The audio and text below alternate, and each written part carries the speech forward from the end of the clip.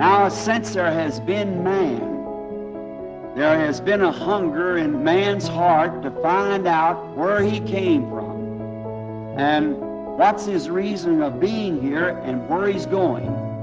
There's only one can answer that. That's the one who brought him here. And man has always wanted to see God.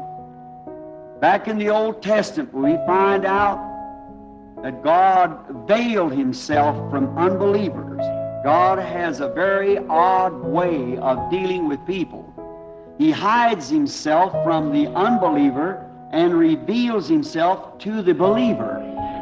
God does that. Jesus thanked the Father that he had hid these things from the wise and prudent and would reveal it to babes such as would learn. So we find that God never changes in his nature, and he's always doing his work the same. We find out in Malachi 3, he said, I am God and I change not.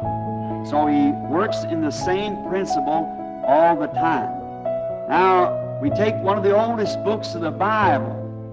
When Job, one of the most righteous men of his day, a perfect man in the laws of God, a servant, noble, honorable servant, even to God said there's none like him in the earth. But his desire one time to see God, he knew that there was a God, and he felt that he would like to see him, or otherwise go to his house and knock on the door and say, I'd like to speak with you, sit down, talk with him like we would with each other.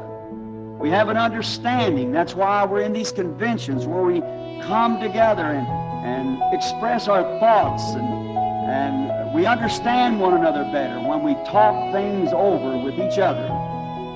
Ministers do that. People of all walks of life do it. Talk things over. In Job, God was so real to him, he wanted to find out if he couldn't go knock at his door and have an interview with him. But we find out that God did speak to him, but he was veiled.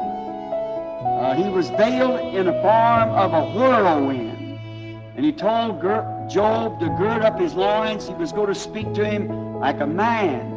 And he came down in a whirlwind and spoke to Job. And he was made known to Job through the whirlwind, yet he did not exactly see him.